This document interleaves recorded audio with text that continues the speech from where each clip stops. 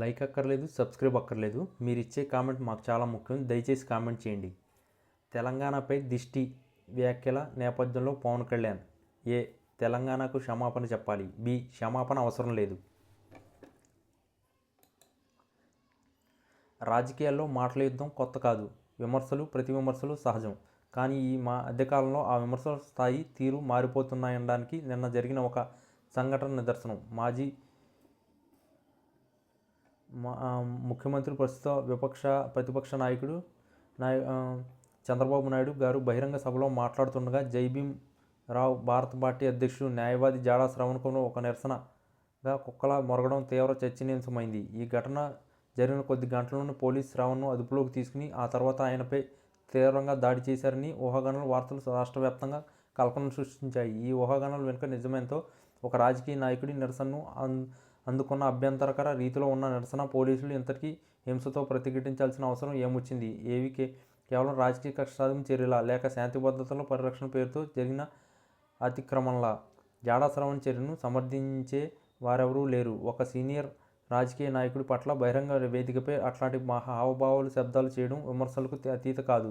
ఇది రాజకీయ విలువలను దిగజార్చే చర్యగా చాలామంది భావించారు. అయితే ఆయన చర్యలు, ప్రతిస్పందనలు, పోలీసులు వివరించిన తీరుపై ఇప్పుడు అసలు ప్రశ్నలు తలెత్తుతున్నాయి. శ్రావణ్ను పోలీసులు అదుపులోకి తీసుకున్న తర్వాత ఆయన దేహంపై గాయాలు, వాపులు ఉన్నాయని సోషల్ మీడియాలో విస్తృతంగా ప్రచారం జరుగుతున్న ఫోటోలు, వీడియోలు చూస్తే ఇది సాధారణ అరెస్ట్ కాదనే అనుమానం కలుగుతుంది. ఒక న్యాయవాదిని, ఒక పార్టీ అధ్యక్షుడిని అదుపులోకి తీసుకుని స్టేషన్లోనే లేక రహస్య ప్రాంతాల్లోనే కొట్టాల్సిన అవసరం పోలీసులు ఎందుకు వచ్చింది? ఆయన చేసిన నిరసన చట్టపరంగా తప్పే కావచ్చు, కానీ అందుకు శిక్ష కోర్టు విధించాలి తప్ప పోలీసులు లాఠీ కాకూడదు కదా. ఈ మొత్తం ఎపిసోడ్ను నిశితంగా పరిశీలిస్తే ఇది అధికారంలో ఉన్న పార్టీకి వ్యతిరేకంగా మాట్లాడే వారికి అణిచివేయడానికి చేసిన యత్నంగా కనిపిస్తుంది. జాడా శ్రవణ్ గత కొంతకాలం అధికార పార్టీని వ్యతిరేకంగా, ముఖ్యంగా ప్రభుత్వ మెడికల్ కాలేజీల ప్రైవేటీకరణ వంటి అంశాలపై గట్టిగా పోరాటం చేశారు. ఆయన్ను ఇప్పటికీ అనేక కేసుల్లో బెయిల్ మంజూరు కావడం, రాజకీయంగా ఆయన గళం పెరగడం అధికార పక్షానికి ఇబ్బందికరంగా పరిణమించి ఉండవచ్చు. ఈ నేపథ్యంలోనే చంద్రబాబు నాయుడుపై చేసిన కుక్క మురుగుడు నిరసన ఒక అవకాశంగా తీసుకుని ఆయనకు ఒక గుణపాఠం చెప్పాలని చూశారనేమని సందేహాలు బలంగా వినిపిస్తున్నాయి. రాజకీయంగా వ్యక్తిగత దూషణలు చేయడం సరికాదు, కానీ దీన్ని అదునుగా తీసుకుని పోలీసులు చట్టాన్ని తన చేతుల్లోకి తీసుకోవడం, ప్రశ్నిస్తే గొంతుకకు హింస ద్వారా నొక్కేయాలని చూడడం ప్రజాస్వామ్యానికి ప్రమాదకరం. రాష్ట్రంలో ప్రతిపక్ష నాయకుడిగా ఉన్న వ్యక్తి పట్ల అలాంటి నిరసన వ్యక్తమైనప్పుడు అధికార పక్షం దాన్ని రాజకీయంగా ఎదుర్కోవాలి, వారి చర్యలను ఖండించాలి. కానీ పోలీసుల ద్వారా శారీరక దాడిని పాల్పడడం అనేది ఒక అప్రకటిత నియంత్రిత పోకడకు సూచిస్తుంది. ఒక న్యాయవాదిగా, ప్రజాప్రతినిధిగా శ్రవణ్ కుమార్ మాట్లాడే హక్కును, నిరసన తెలిపే హక్కును పోలీసులు పూర్తిగా ఉల్లంఘించారు. ఆయన చర్యలు ఖండించవచ్చు, కానీ చట్టం చేసిన విధానంగా మాత్రం శిక్ష విధించాలి.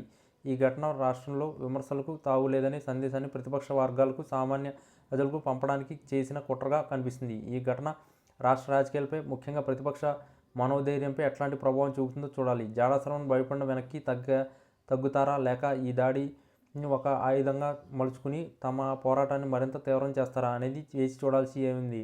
ఏది ఏమైనా పోలీసుల వైపు నుంచి జరిగిన ఈ దాడి రాష్ట్రంలో రాజకీయ కక్ష సాధింపులు ఏ స్థాయికి చేరుతాయనో, ప్రజాస్వామ్య స్ఫూర్తి ఎంతగా దెబ్బతింటుందో స్పష్టంగా తెలియజేస్తుంది. ఈ వ్యవహారాలపై మానవ హక్కుల సంఘాలు, న్యాయవాద సంఘాలు స్పందించకపోతే భవిష్యత్తులో ఇలాంటి ఘటనలు మరింత పెరిగే ప్రమాదం ఉంది. ప్రశ్నించే గళం ఉన్న ప్రతి ఒక్కరూ దీన్ని కేవలం జాడా శ్రవణ్ సమస్యగా కాకుండా ప్రజాస్వామ్యంపై జరిగిన దాడిగా భావించాలి. ఈ దాడి వెనుక ఉన్న అసలు కారణాలు, ఆదేశాలు ఎక్కడి నుంచి వచ్చాయనేది వెలుగులోకి రావాల్సిన అవసరం ఎంతైనా ఉంది. ఈ విషయంపైన సమగ్ర విచారణ జరిపి తప్పు చేసిన పోలీసు అధికారులపై కఠిన చర్యలు తీసుకోవాలి. అప్పుడే ప్రజాస్వామ్యం మన రాష్ట్రంలో సజీవంగా ఉందని నమ్మకం కలుగుతుంది.